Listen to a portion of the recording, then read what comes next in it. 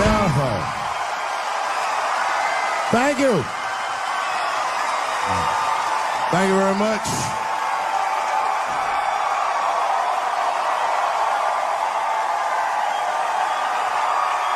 Thank you. What's going on? Good to see everybody out here tonight. Thank you. Hey, have a seat. Everybody be comfortable and relax. Oh my gosh, good to be back in Austin, Texas. It's good to know that plaid is back in. Most of the dudes I meet around these parts are dressed like a dyke in New York, so I'm glad to see that.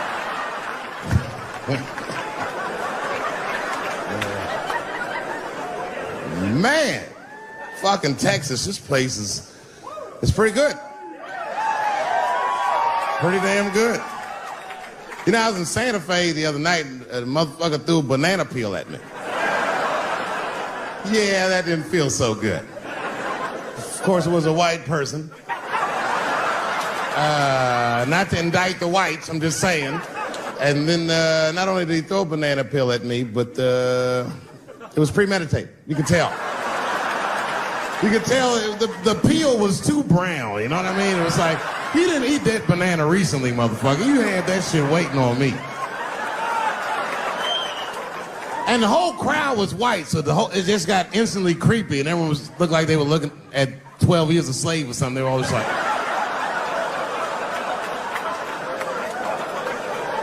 who the fuck does that? And then they arrested the guy, which was... I said, someone's gonna fuck you in the butt in the holding cell. You know that, right? Can't just be throwing banana peels at Dave Chappelle. They're not gonna let you get away with this.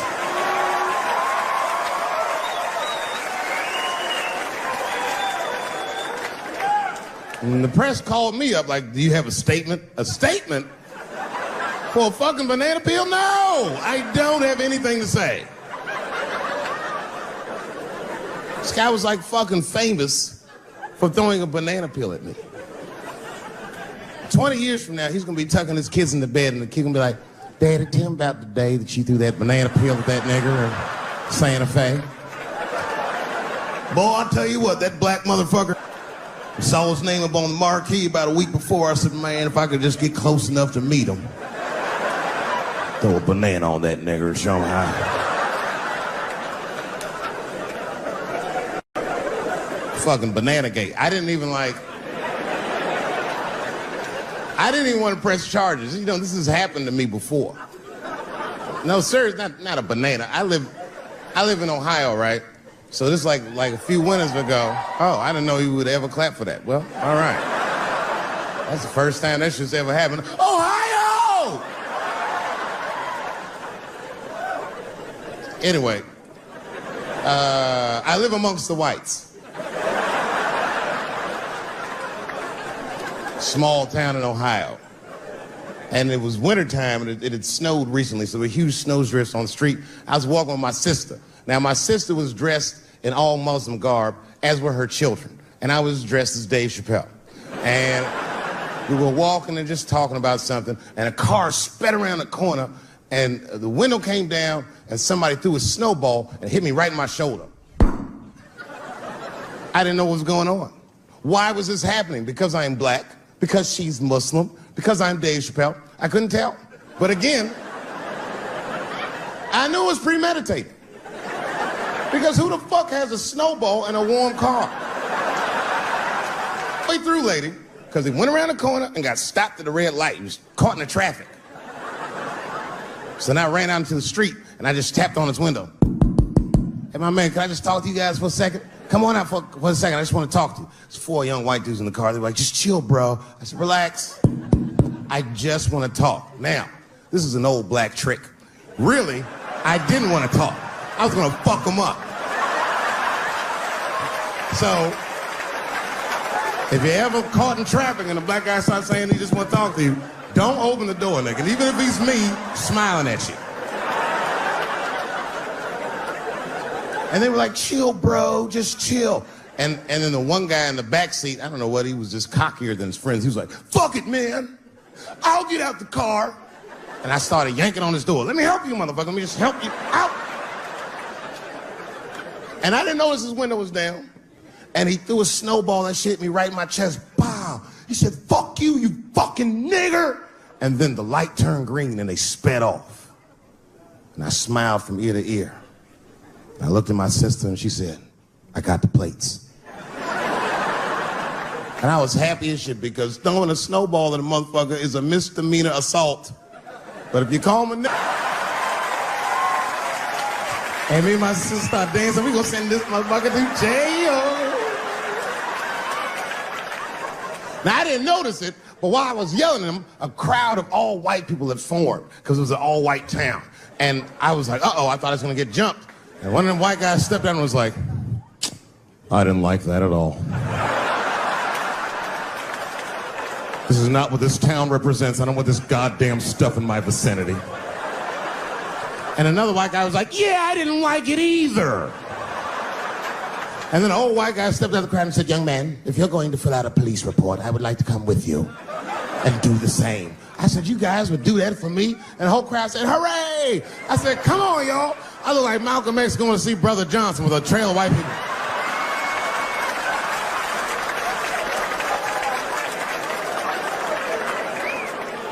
Unreal.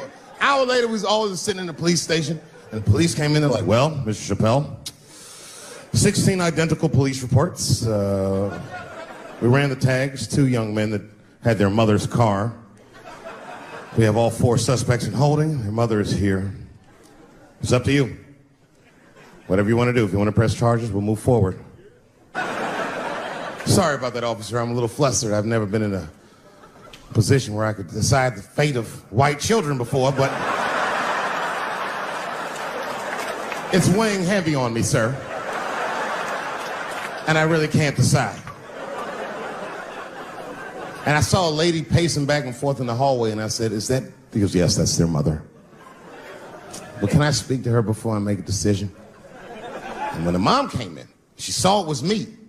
She busted out crying. Oh, God, oh, no, I don't want him to go to jail. I am so sorry. I didn't raise him to do this. We love your comedy. We love you at the house. I said, miss, please, just, all right, look, I don't necessarily want your son to go to jail either. But what he did was pretty fucked up. So, is there something we can do short of jail just to let him know that he's wrong? She goes, oh, I don't know. What did you have in mind? Miss, I've never been in this position before. Oh, you know what we could do? I don't know if I'm asking too much, but maybe if you could just suck my dick a little bit. Just a little bit. I'm not gonna finish. I just want you to do it enough so that I can tell him you did it. I'm kidding. I wouldn't do that to anybody's mother. Maybe my kid's mom, but that's it. Ebola was in Texas. Ebola made a visit. Killed that man in Dallas. 5 days that man melted to death. What happened to the brother in Dallas?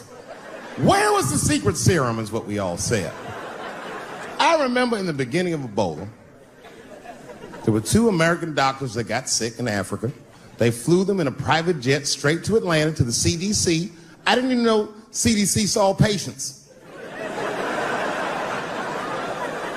There it was said they administered what the New York Times called a secret serum. I don't know what's in it. It's just like Colonel Sanders' recipe. But both of these motherfuckers survived. These doctors, thank God, are healthy. They are out there somewhere tonight at Whole Foods, touching vegetables, walking around. Everything's okay. Hey, Frank, how are you? Oh, you didn't hear? I had Ebola last week, but I'm doing all right now. I was bleeding out of my eyes and anus, so I got concerned, but I'm okay. What happened to the brother in Dallas? They just rubbed some Vicks on that nigga.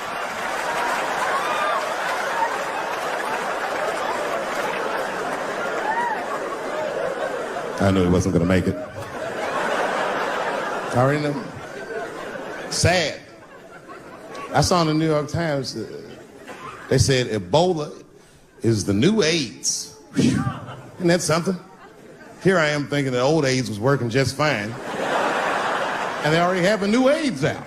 Isn't that amazing how they do that? Isn't it weird how there's a disease that just starts in 1980 and it doesn't kill anybody but niggas, fags, and junkies? Isn't that a fucking amazing coincidence that this disease hates everybody that old white people hate?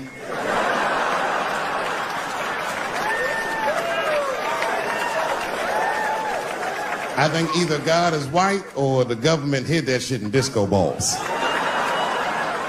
Only fun people get AIDS. Last month on the front of the New York Times, the measles was a headline. I had to check the date of the paper. I was like, measles, what is this, 1850? What the fuck is this? Why is measles in the news? Turns out they were trying to decide if mandatory vaccinations for children is the way we all want to go. Any thoughts? I'm sorry, ladies and gentlemen, I don't know. I don't know about this one. First of all, black people generally don't trust doctors. After the Tuskegee experiments and all that shit. More importantly, don't forget Michael Jackson was killed by a doctor. Granted, he was doing drugs, but if I was a heroin addict and I had a licensed physician injecting heroin in me, I should survive that. I'd just be looking like, oh, I'm good, right? I'm good? It's not too much, is it? Dr. Butterfingers killed Michael Jackson. After that, I was like, fuck going to the doctor. The fuck am I getting my kids vaccinated for an old-ass disease like measles? This is ridiculous. You might as well give them a diarrhea shot if you're so worried. Diarrhea has a bigger body count than the measles do. You know, diarrhea is funny today, but 100 years ago, if your ass had diarrhea, you were a goner. There was like a 0 chance of survival. You get that first squirt, uh-oh. Better start getting my affairs in order. But I don't have much time. It's diarrhea. It's very serious. You just watch your buddy slowly die in a pool of his own shit. I give up diarrhea. Nowadays, your buddy just be like, oh, well, you got diarrhea? Just eat a banana, nigga, drink some water, let's get to the club. Still make last call. Tough time for the blacks.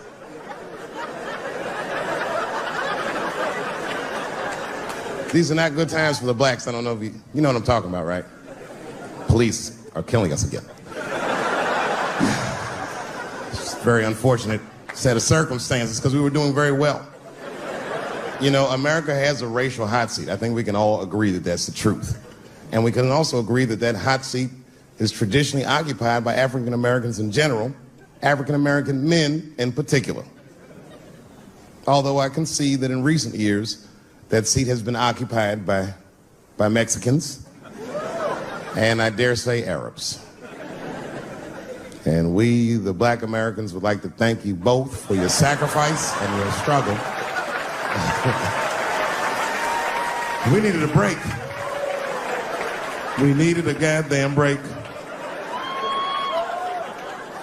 We all go through something, but at least I can leave my backpack someplace. If you Arab and forget your backpack, you got about 20 minutes before they send that robot to blow your shit up. Fuhad. Now ISIS is #1 on the terrorist charts. And ISIS is fucking scary. Because if ISIS catches you, they're going to cut your head off. That's what they do. I've seen them do it on YouTube. It was fucking awful. He looked right in the camera and say, Obama, I am back. I saw that shit. I said, oh my God. Don't like.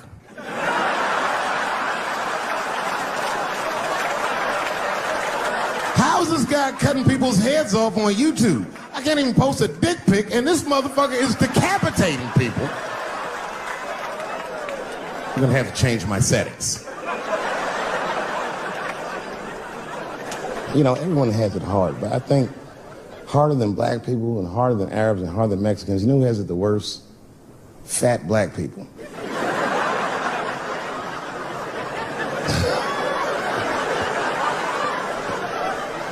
It's hard for white people to understand, but that's what I'm saying is very true. fat black people have a really rough road because all manner of things kill white people. But you know what kills more black people than anything, more than police and terrorism? Salt, nigga. Regular. Here, white people are getting Ebola cures and shit, and meanwhile, I'm dying from fucking the flavoring.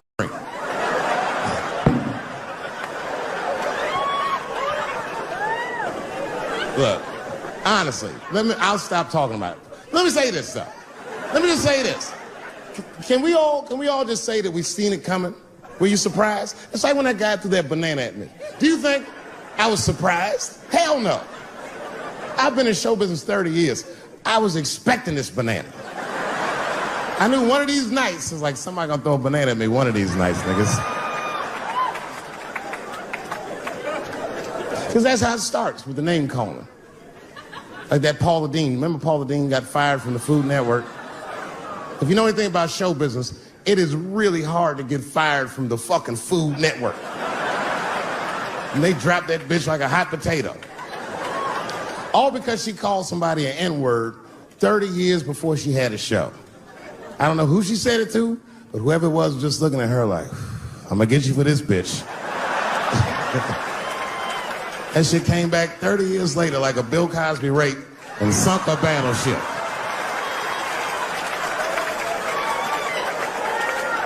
And every black person was mad, but we weren't like that mad. I was just like, well, how's this bitch gonna call me a nigga when she taught me how to fry chicken? That's not fair.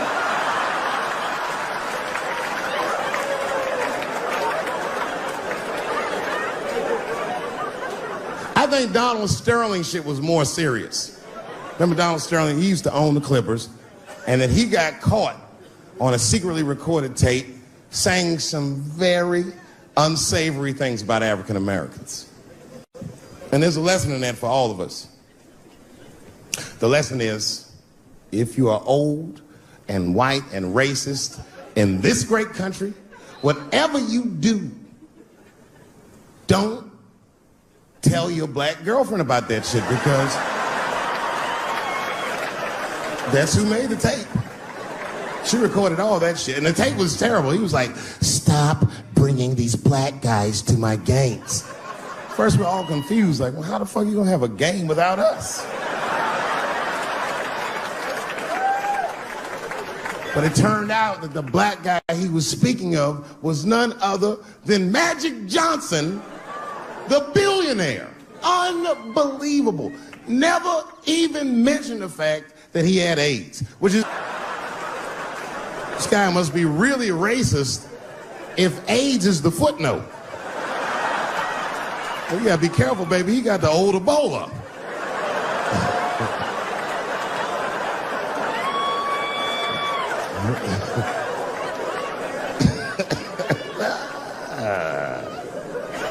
You can say what you want about that girl, but I'm gonna tell you right now, she is a goddamned hero. Because you might have thought these things were happening before, but now you can see it all in front of you without a shadow of a doubt. That shit actually went down. She sucked that old guy's dick. She really took one for the team on that one. It's really gross. This dick is like 80 years old. It's like tasting history. Like 5 wars on it, civil rights movement, Great Depression. This guy's been fucking from 40 years before Bill Cosby's first rape. This is a very old man. A very old penis. But all that shit is still, it's just name calling. Like, name calling does not break the modern black man. That's not gonna do the trick. I don't give a fuck about that. Like, if I went to Kentucky Fried Chicken, Ku Klux Klan, hood on top of their head, what do you think I'm gonna do in this day and age? Run out Kentucky Fried Chicken? Not if I'm hungry. I'll go straight to the front. Hey, man, let me get a 2-piece. I don't give a fuck what he says. You want a biscuit with that, nigger? I thought it came with a biscuit. What's all this attitude? I want a 2-piece. Chop, chop. You know what it is. But I'm not going to be mad. Why would I be mad? He's the one that's got to work at Kentucky Fried Chicken, not me.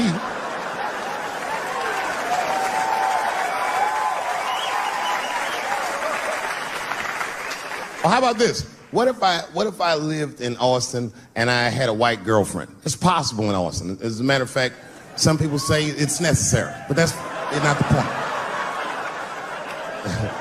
And me and my white girlfriend at home one night, and we're just doing what lovers do. Maybe she's butt naked and she's down on one knee giving me a hand job. I love a good hand job. And she's really jerking me off. You know, getting her obliques nice and tight. I got a huge dick, so she's like,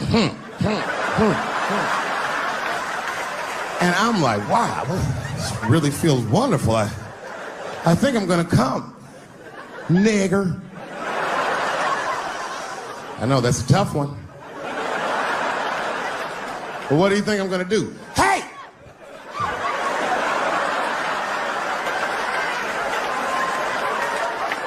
That's no time for integrity, ladies and gentlemen. I'm busting that nut in her face. I'll sort through the ethics later. But I'm what they call a man of his word. If I say I'm coming, oh, I'm coming. I don't give a fuck what happens. God forbid somebody could shoot me. If I say I'm coming, it's still like, oh.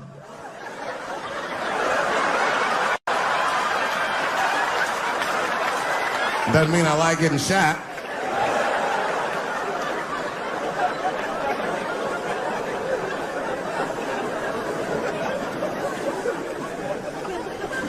Boy. Yeah, tough time for the blacks. I'm not gonna say nothing about the police. I'll leave that for Chris Rock.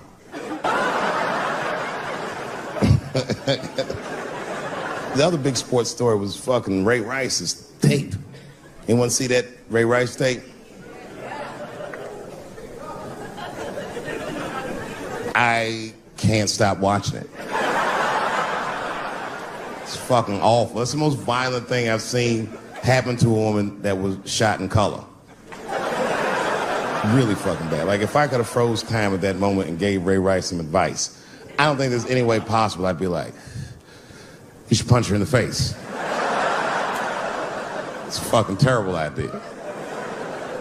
At the same time, I also believe she shouldn't have rushed him. What the fuck was he like? Yo, you can't beat him. It's don't rush a motherfucker that's trained to stiff arm people in the clutch. He's gonna get the upper hand.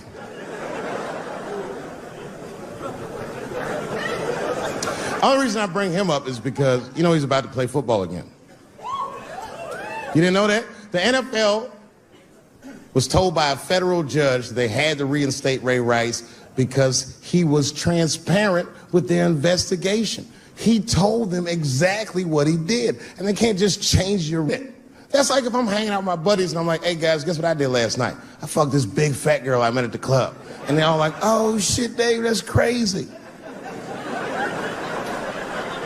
And then they see a tape of me doing it, and they're like, we can't hang out with you anymore, Dave. That's not what this crew is all about. I'll be like, what? I told y'all what I did. What's really fucked up is the tape was made before they were married. Isn't that weird? I don't know why she'd do that. I don't even know why he would do that. As a guy, would you want to live with a woman that you had once punched in the face with all your strength? That's some very bold color purple type shit. Sealy, come out here and shave me.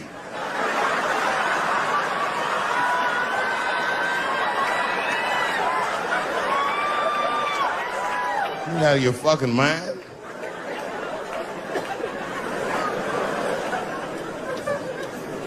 I had to ask an older friend of mine just to get some perspective. This older black dude. Actually, the fairest person I've ever met. And I asked him, I just said, hey man, I said, did you see that Ray Rice video? And instantly he was like, David, that shit was disgusting. I wonder what she said to him.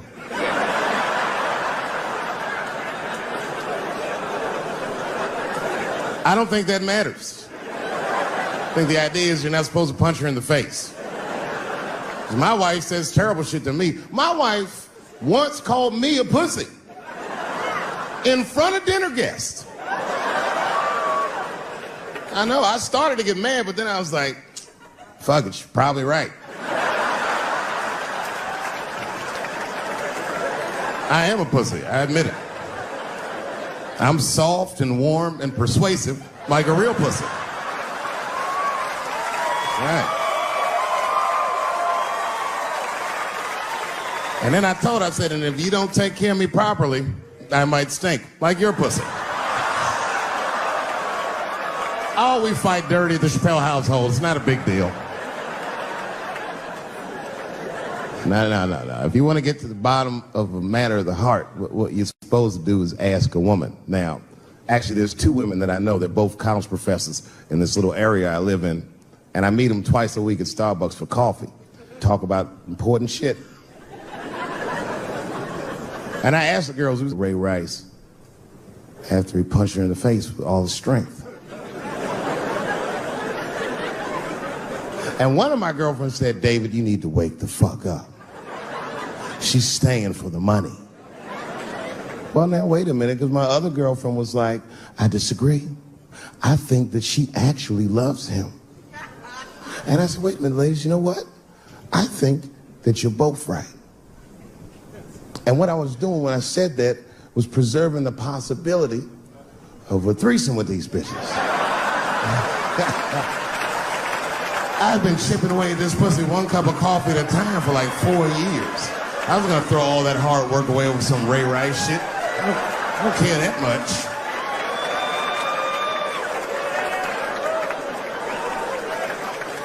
I'm just being real. It's fucked up, man. It's a tough time for the blacks. I love you too. And then here comes the banana peel. I'm waiting on it any second. You know that's how it starts. I saw in the paper today that the guy that threw the banana at me got arrested again because he threw a banana at another motherfucker in a bar in Santa Fe. Look it up online after the show. He actually did that. And that guy was black too. You know what the guy said he did it at night? He said, I did it because Dave Chappelle is racist. So, nigga, that's not the best way to handle that if I am racist.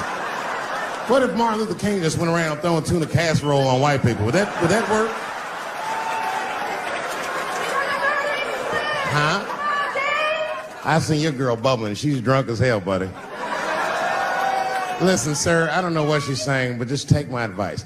Get some water in her, or you're gonna have some dry pussy when you get home.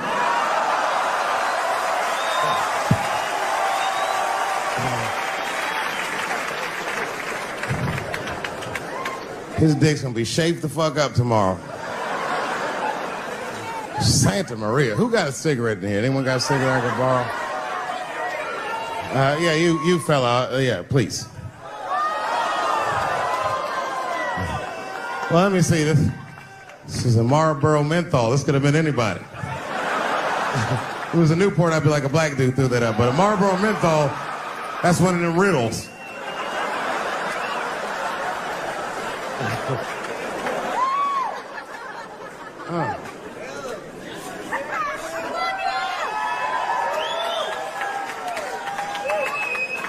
Is the word pussy offensive? All right, just checking. I asked that crowd when we was in Denver, I said, is the word people? One was a woman in the front. She's older than me, maybe around my age. Definitely a feminist. You know what I mean? Short haircut, plaid shirt, you know what I'm saying? And she didn't say it offended her. What she said is she said, I'm uncomfortable with that word. And I was like, really? You? And then before I could ask her why, there was one other guy, he was in the balcony. Now, I don't think he was saying this to me, but he said this. Everybody heard him say it. He goes, it's delicious.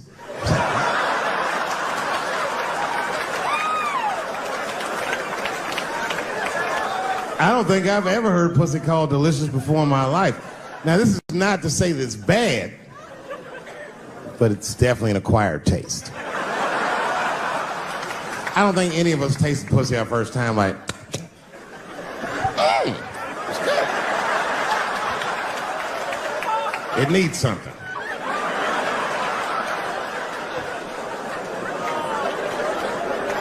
You know, it's illegal for a gynecologist to say the word pussy. They can only say vagina, or they can name individual parts medically, but they can never say shorthand, even if the gynecologist is a woman. I feel like if it was a woman.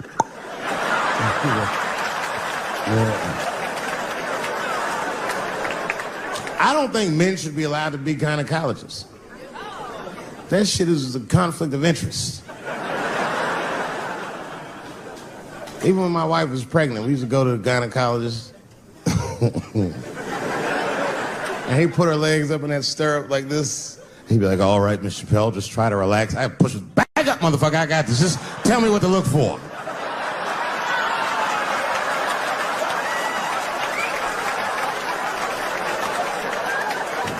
One of those home-style checkups. There's too many ethical questions when men do that. Like, can a gynecologist lose their license for smelling their fingers during an exam? Is that illegal? How could they not? These are men. It's like if you have a good barbecue, you don't even think about it. You just...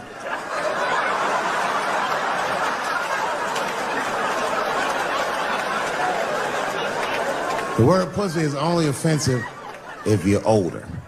People my age and younger, I don't think we dance to that shit. That song come on the radio, say, I beat the pussy up. That's not a song. It's like nothing like a love song. There's no tracks of his tears, no midnight trains to Georgia. This man simply beats the pussy up. Unbelievable. You don't even know if he's having sex with these women. They might just pull their pants down. He'd be like, bah! G-Unit.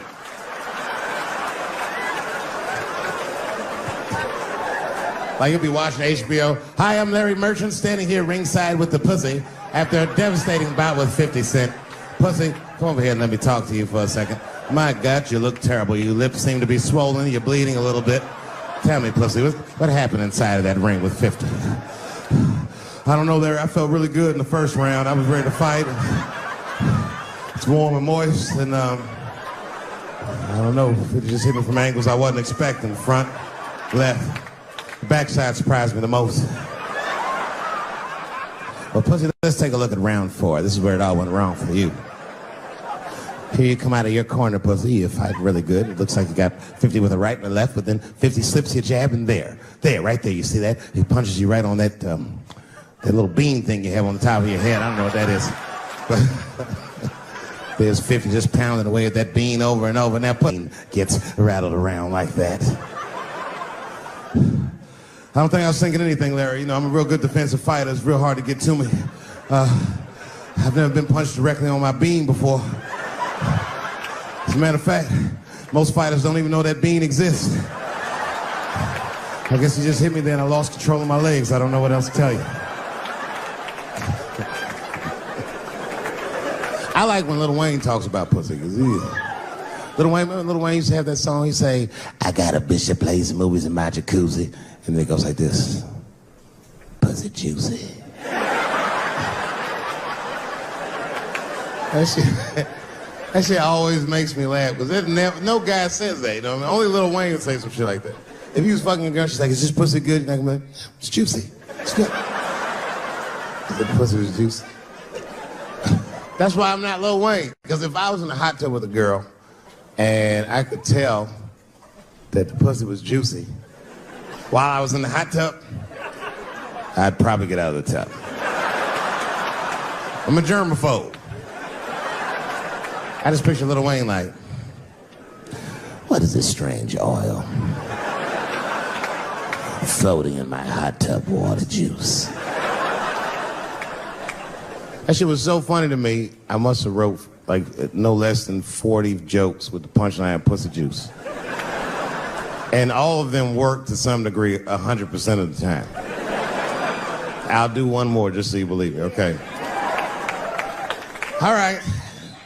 In this next piece, it's a special episode of CSI.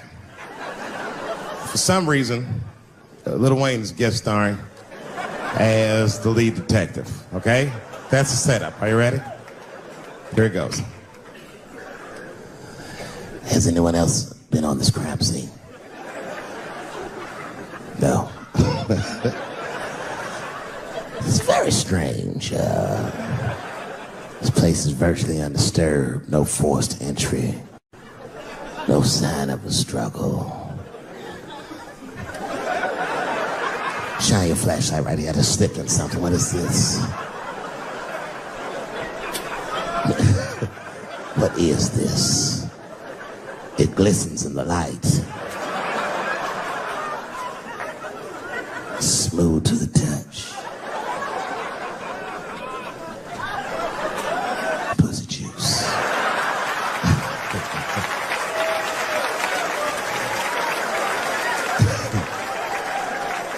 She must have been sitting Indian style. 39 more where that came from.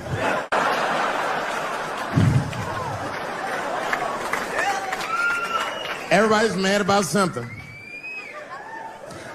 Recently, I got attacked online by some gay bloggers, and it hurt my feelings. I have no problem with gay people, but I fucking hate bloggers.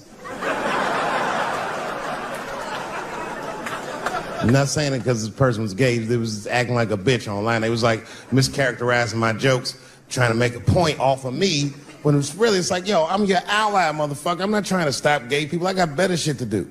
This motherfucker was saying things to try to get gay people to beat me up. Seriously, he was like, Dave Chappelle's jokes. I don't know how he actually talks when he's making his voice up. Dave Chappelle's jokes were an affront to the manhood of all gay men. What the fuck does that mean? I didn't say anything that would allude to gay men not being men. I know you men. In fact, what could be manlier than fucking another guy in the ass? It's the most gangster shit I've ever heard of in my life. I told you I'm not cut out for that. I'm a pussy. You know what I said? That's all I said. First of all, I'll tell you right now what I said. And I will tell you that this was not a joke. It's a true story. And I just happened to tell it. All right, what happened was I went to a gallery party, all right? I don't know who in here has ever been rich before, but these are very nice parties. You know, wine and cheese and ball of conversation. And there was a few eccentric types, one of which was a very wealthy man that happened to be wearing a dress. I don't know what you call him, man. This is a tranny or drag queen, perhaps. Whatever it was definitely a man. And this man was definitely on drugs. I don't know what kind of drugs he's on, but I knew he had too much. He didn't look good. It's like this, he's like, he looked sick. And all his friends were standing around him, concerned, trying to revive him. I don't know whether it looked like some kind of gay CPR. There was fanning and shit.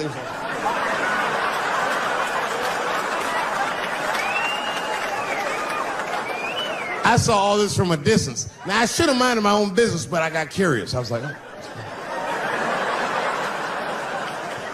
And I went over there. All I said, excuse me, gentlemen, is he okay? And then they looked at me like I was evil. Oh. She is fine. I'm sorry, I didn't know this is what we were doing. Here's my thing.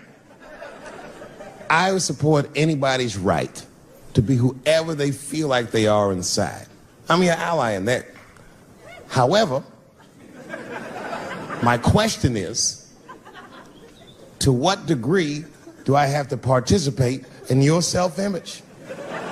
Is it fair that I have to change my whole pronoun game up for this motherfucker? That doesn't make sense. Seriously. If I put on an Argyle sweater and I'm like, hey, everybody, I feel like a white guy in this sweater and I want some goddamn respect and a bank loan. That's not gonna work. Give a fuck how I feel. Why should I give a fuck how you feel? Nigger is a pronoun. But there was no time for philosophical debate. This was an emergency situation. I said, fine. Sorry, guys. I was just worried because she looks terrible. And she just fell off the bench. Appears that her dick is popping out of her dress. You mind if I call an ambulance, champ? I'd rather not be at a party where a tranny ODs. There's too many questions to answer.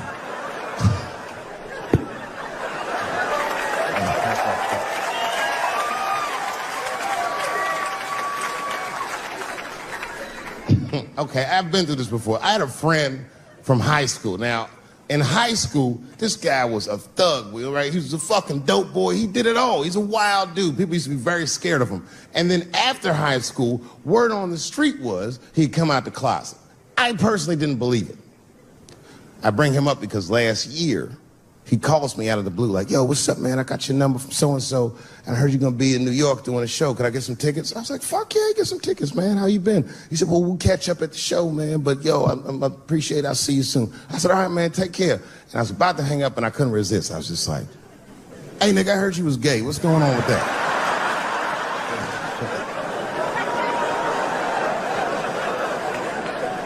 And I wish I didn't ask, because he sounded like he was dying to talk about that shit. And he had a long story about it. And it's not that I didn't care, but I was, I don't like talking on the phone. I was watching TV at the same time. So I just wasn't really paying attention like I should. But I was trying to sound supportive, but I didn't really know what to say. So I was just like mumbling shit throughout this conversation. I was just like, nigga, you gay, man. You just gay. This went on for a while, and then finally I had to say something like definitive to get him off the phone. And I was like, hey, man, you know what? Don't let people get you down, all right? And the next time someone tries to make you feel bad about yourself, just remember, everybody fucks funny to somebody.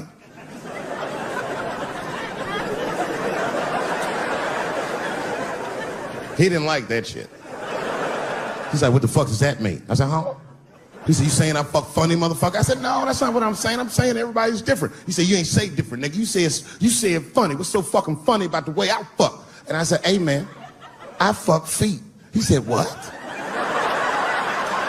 Oh, this is not a joke, ladies and gentlemen. I get women to squeeze their feet together like this, and I fuck them right in that little space in their feet. But you can't build a community behind that shit. There's no flag for us. That shit made him laugh. And the next day, after the show, I saw him backstage. He was like, yo, what's up, man? I'm like, oh, shit, what's going on? And he had his buddy with him. He goes, Dave, I want you to meet Manuel. Manuel's my fiance. We're in New York getting married because it's legal here. I said, well, gracias. And he went to go get some drinks. And then my buddy looked at me, he was like, so Dave, what do you think? And I started mumbling again. You gay, nigga, you just gay. He said, yeah, I'm a little nervous about getting married, man. It's a big step. I said, yeah, it is. It's a big step. He said, well, you've been married for a while. You got any advice for us? No, I'm married to a woman. Sorry about that. And he corrected me. He said, no, you married the person that you love. So it's essentially the same. I said, man, the problem with that statement is that it makes the assumption that I love her. But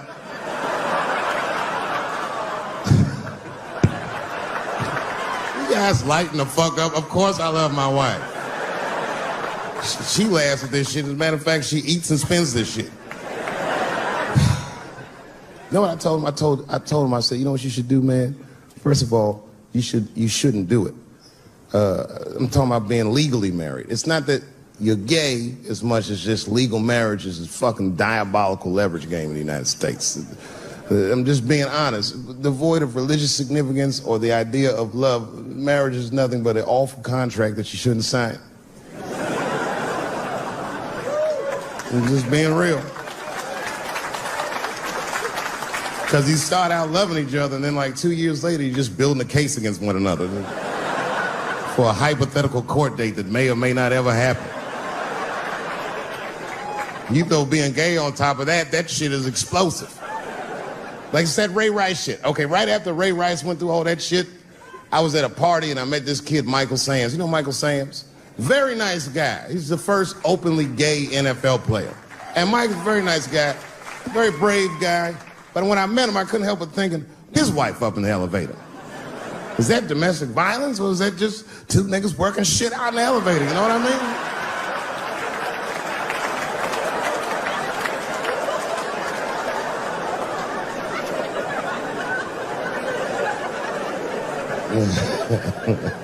Anyway, I give all married men the same advice, gay or straight. Get a dog. His dog will love you all the time, but she's not going to. It's real talk. I didn't even know about dogs, and my kids got the dog. They brought him home from the shelter, and I didn't even want him. They were like, can we keep him? I said, nope. I said, where'd you even get this dog? They're like, we got him from the shelter. I was like, ugh. Probably something wrong with him. You can't keep him. And then my kids started crying and screaming like the dog had gambling debts. Please, Dad, if you don't let us keep him, they're gonna kill him. I was like, oh. All right, you can keep him. And this dog was a menace. I hated his guts. Then one night I smoked a bunch of weed and I was eating a sandwich. And Baba came over. Baba's the dog. He came over and was staring at me. This will make you very uncomfortable if you're just looking at you usually.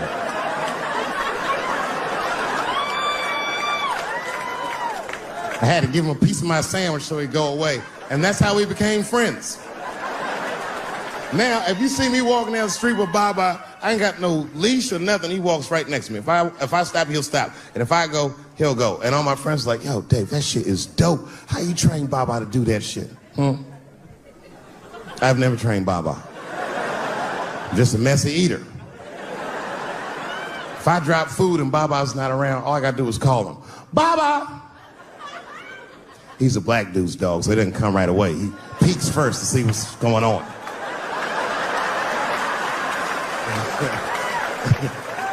I gotta tap my foot so he can see the food. Over here, little buddy. And he's like, thanks, Dave. He'll come get it and run off.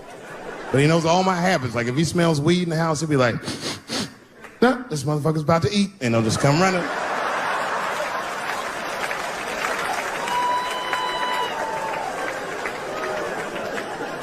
Baba got me through a very difficult time in my marriage.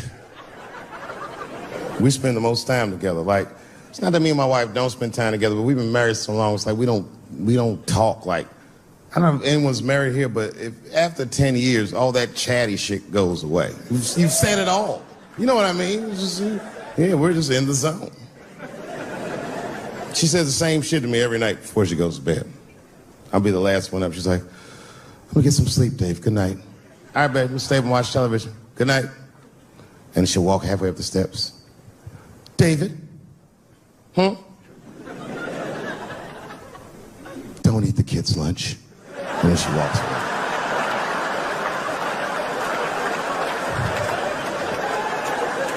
Well, the crazy shit is I don't even eat their lunch anymore. Back in the day, I used to eat that shit. You know how that goes. I might smoke some weed in the middle of the night and she'll leave neatly wrapped sandwiches all over the kitchen. I'm gonna eat it. What's the big deal? Why can't you just make another one in the morning? I mean, it's like, I got sons anyway. And sons love everything their dads do. My kids would be at school the next day, just look like, oh, Dad bit my sandwich. Oh, shit! You could trade that sandwich for something better. What I'm doing is adding value to their lunch. She doesn't understand these types of things. Anyway, she gets mad at me. Well, she's mad at me now because I got myself in trouble. I got myself extorted, which happens in this business. I come home from the road. There was a FedEx sitting on the kitchen table, and it was addressed to me, so I opened it. I don't know who delivered it. And there was a video cassette inside with a note written on it that said, gotcha. Oh, my God. Can you imagine? I freaked out. I tore the whole house apart. Trying to find the VCR. I hadn't seen a tape in like over a decade. And I watched the tape and it was awful. They got me. It was a tape of me. I was fucking a girl, okay? But it was from before I was married.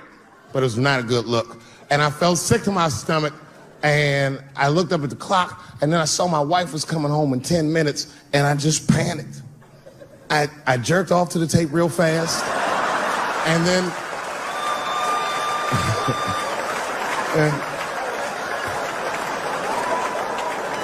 and then I called the FBI. Much better. I mean, they didn't say they were going to catch him for sure, but they had the demeanor of some competent people that would catch him. So I didn't worry about it too much. And then not even a week later, 5 days later, I come home and there's another video cassette just sitting on my porch. As soon as I saw it, I just called the police like, they've done it again.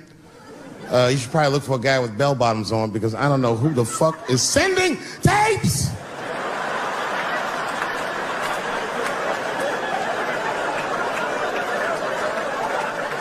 And that second tape was the worst shit I'd ever seen in my life. It was awful. Career-ending bad. It was a tape of me jerking off to the tape a week earlier. I don't even know how they'd even get such a thing. I had to explain all of this to my wife. She was very mad. No thing in this world is as cold as a woman's cold shoulder. Because she was mad, but she wouldn't talk to me about it. She would just punish me in little ways.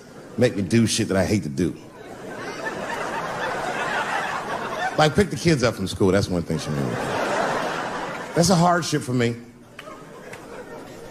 I got one son that goes to a public school, and a brother goes to a private school. It's an experiment. I just want to see what's going to happen to him.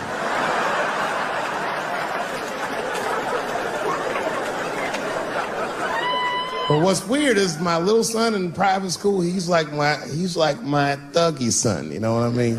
I don't know where he get that from. He's not getting it from me. And he's definitely not getting it from that school. That school is very, like, it's a liberal school. It's the kind of school, there might be like 12 black students in the entire school. And I'm the only black parent.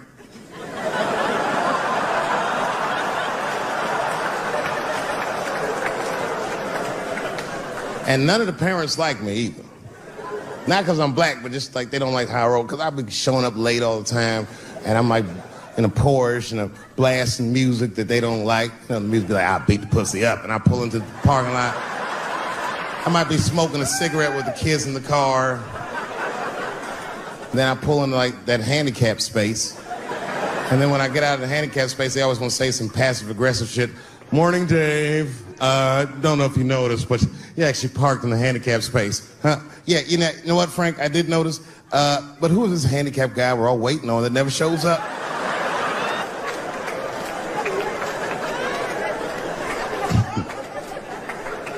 So I hate going over to that school. The only parents that are nice to me is a lesbian couple, Kate and Sarah. Actually, Kate hates my guts. Sarah knows that I'm black and she's half black, so she just understands me. You know what I'm saying?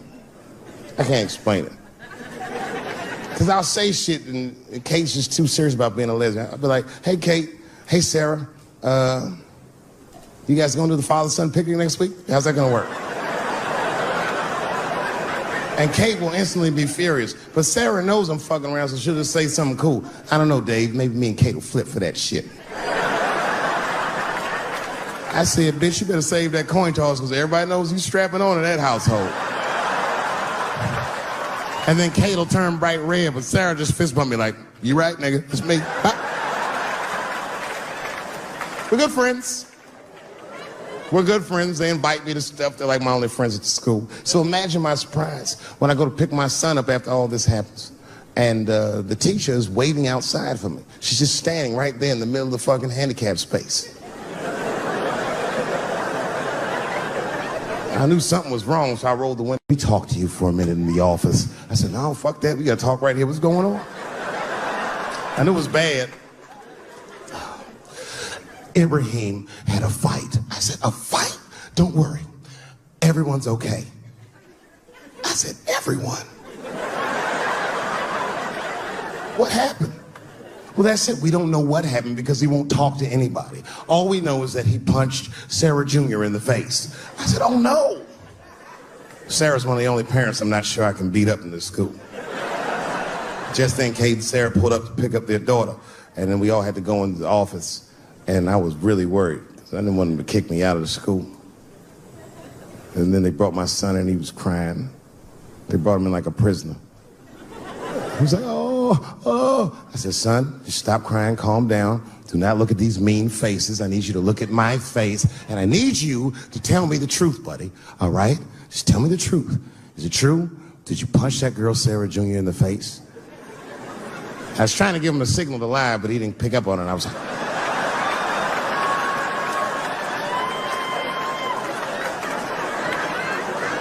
He wasn't paying attention. He said, yes, Daddy, I punched her face. I said, oh, my God. Why? Why would you do that? You're not supposed to put your hand... So gangster, it scared all the parents in the room. He was like, because she had it coming. I said,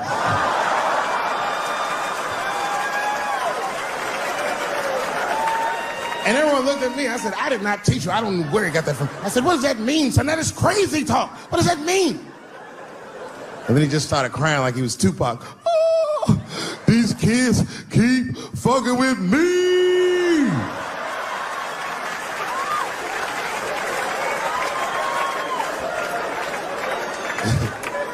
I told his teacher, I said, well, now wait a minute. This kid is a lot of things, but he's not a liar. And if he said they was fucking with him, they did something to him. Son, what's going on? What did they do to you? Oh, damn, I'm tired of this shit. It's been going on all week. I said, what's going on all week? He said, we said lunch, and that bitch bit my sandwich. I said, oh.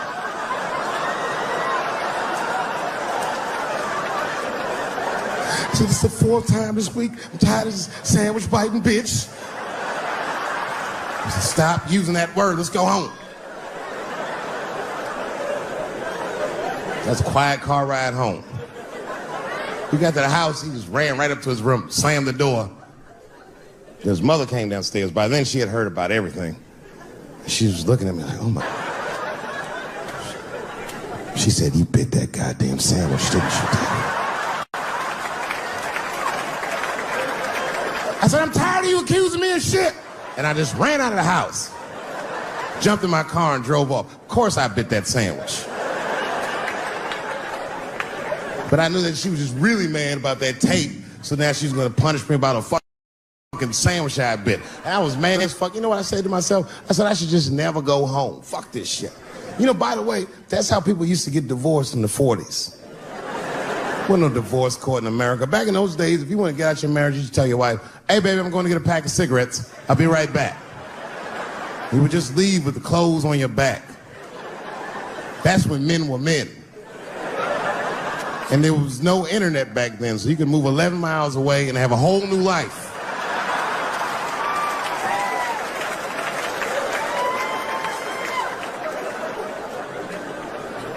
But I ended up going back home.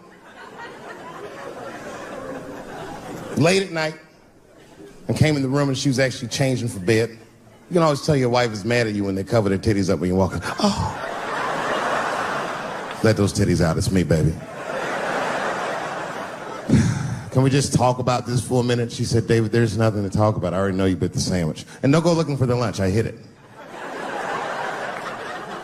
I said, I don't want to talk about the sandwich, baby. I want to talk about it. The tape. I know that's why you're mad. It was a very difficult conversation. I had to crack a few jokes, and we started talking, and then she cracked a few jokes that hurt my feelings, honestly, but...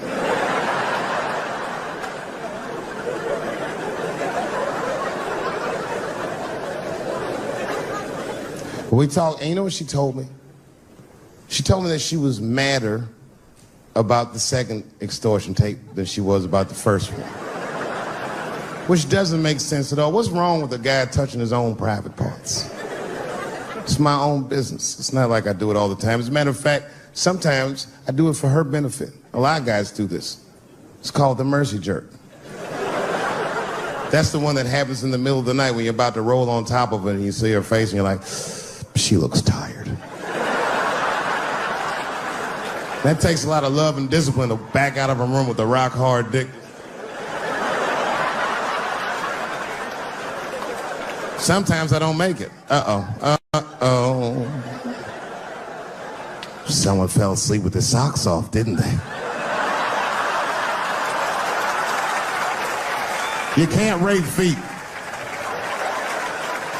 You can't rape feet. Only time I jerk off now is in the game. Sometimes she'll tell me, Dave, I'm gonna take the kid to my mom real quick. Probably back in a couple of hours. A couple hours?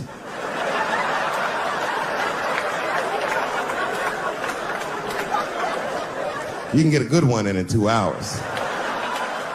That's the kind of session where you'll take all your clothes off. I'll be butt naked in the living room like, get these fucking toys out of my way. Disgusting. Foot all on the coffee table, just stroking it out, taking my time. And I got a bowl of cereal waiting for me right here.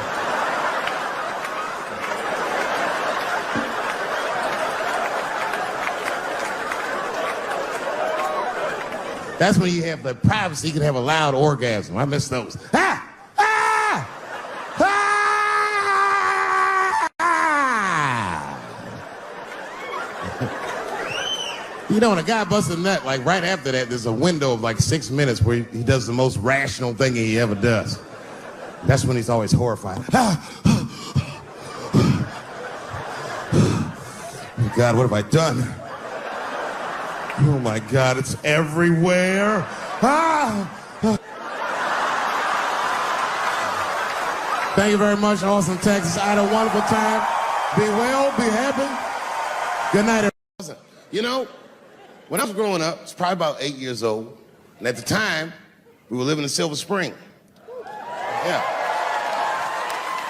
Yes. Common misconception about me in D.C. A lot of people think I'm from the hood. That's not true. But I never bothered to correct anybody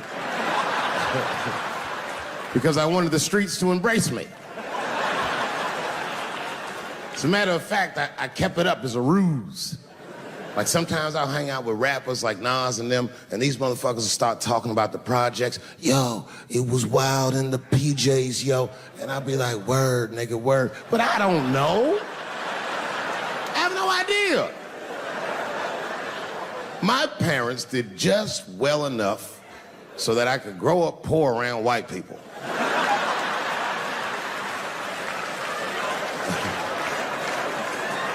And to be honest, when Nas and them talk about the projects, nigga, I used to get jealous because it sounded fun.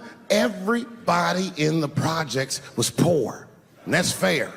But if you were poor in Silver Spring, nigga, it felt like it was only happening to you. I know the pain of that first sleepover at a white friend's house.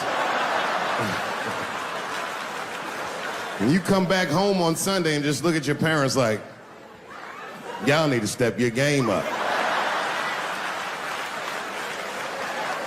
Everything in Timmy's house works.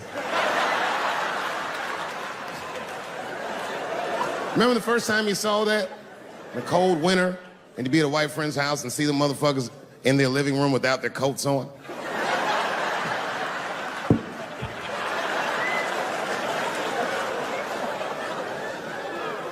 Timmy was one of my first white friends, like, in my life, man. He's a good dude, too. He moved to Silver Spring from Utah, of all places.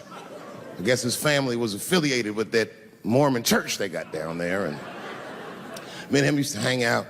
And one day I was at his house, we were just hanging out, and Timmy says, Dave, why don't you stay for dinner tonight? I said, oh, man, I'd love to, but I can't. If I'm not home before dark, my mother will kill me. That was a lie. My mother had several jobs. I hadn't seen her in like 3 or 4 days. At that point in my life, it was my experience that white dinner wasn't delicious.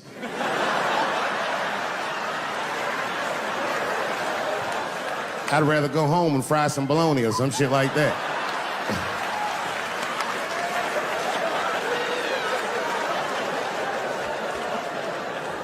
But then old Timmy threw me a curveball I wasn't expecting. He said, oh, it's too bad you can't stay, Dave, because Mom made stovetop stuffing. I said, what the fuck, stovetop? Well, hold on, nigga, let me make some phone calls real quick. I had seen that commercial so many times, I had dreamt of getting my hands on some of that stovetop stuffing. And finally, I met a motherfucker that actually had a box of stovetop in the house. I couldn't miss this opportunity, so I pretended to call my mother. And then I came back and I said, Timmy, you're not gonna believe this great news. Mom said I can stay. And he said, fantastic. He said, why don't you come with me and we'll help set the table and then we can say the blessing. I had no interest in setting this motherfucker's table or saying these crazy ass Mormon prayers. I just wanted that goddamn stuffing. My hands first. My plan was simple. Wash my hands slowly, and by the time I'm done, the table will be set, the blessing will be said, and all that there will be left to do is eat. Went to the bathroom. I washed my hands very slowly. I must have been in there for about 10 minutes. And suddenly, one of his mothers came to the door.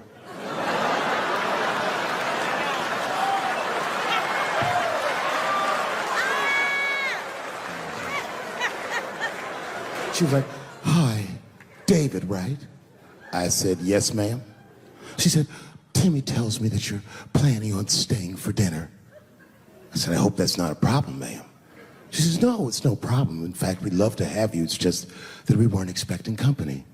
And I'm afraid there's not enough stovetop stuffing for everybody." So I kicked her in the pussy. Bam! Ladies and gentlemen, I told you I'm dope, nigga. I told you what I was gonna say and you still didn't see it coming. And that's why I make the big bucks.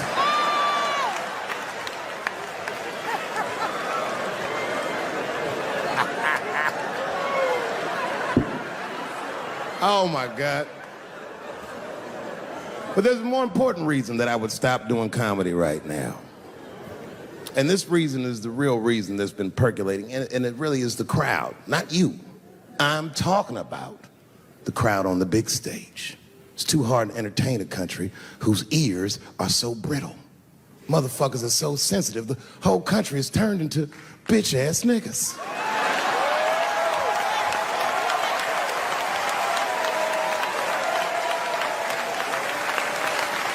Everything you say upsets somebody.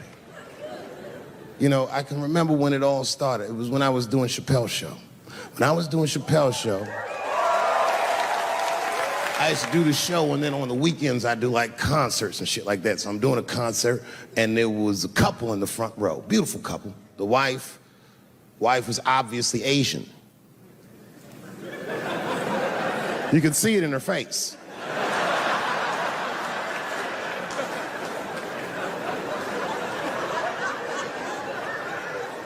The husband, this motherfucker was mysterious, to say the least. Couldn't quite pinpoint where he was from. Caramel-colored fella, very nice hair, but he could have been from anywhere. Bangladesh, Mexico. I can't guess with a nigga like this. All I knew for sure about this guy is that his wife was a bitch. I could see that in her face, too. No, he was laughing and having a good time, and she was scowling at me at a goddamn comedy show. I couldn't figure it out. And then I realized at some point that she was pregnant, and I was smoking on stage. I said, "Oh my God, that's probably why she's mad." So I started to put my cigarette out, but then she hit me with one of them fake non-smoker calls. So I just kept smoking. I thought to myself, "Bitch, that babe will be fine, relax." And I tried to break the tension. I just asked her. That's all I said. I go, "Hey, where are you guys from anyway?" And I could tell that she was on to me. She goes, very condescendingly, she says, "I'm from California. If you're asking my ethnicity, I am Chinese." He was like, "I'm Mexican, bro." I said, "Well, I'm sorry if I offended you by asking, but you're a very beautiful couple. And miss, there's no question that you're gonna give birth to the hardest working baby this world has ever seen."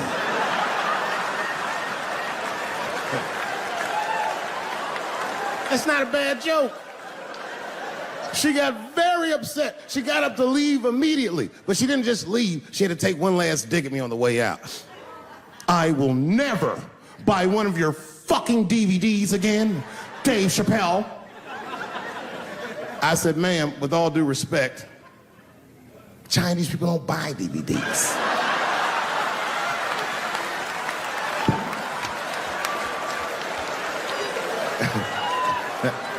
And the crowd went crazy. We were all laughing, having a good time. I didn't even think anything of it.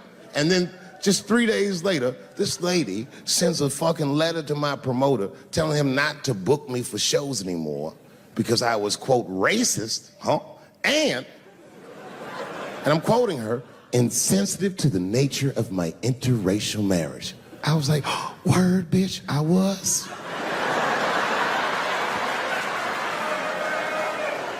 If she would know that I myself am in an interracial marriage. That's right. In fact, my wife is Asian too.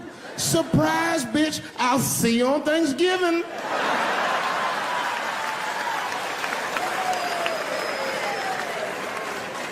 But my wife's not Chinese. She's Filipino.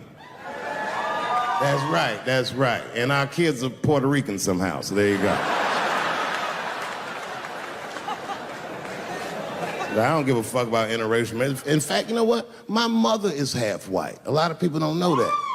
Well, all right, you were a little too excited, but okay. A lot of people don't believe me when I say that, but it's true. You can't tell looking at me, but if I grew my hair out, you would think you was at a fucking Cat Williams concert. My shit is beautiful.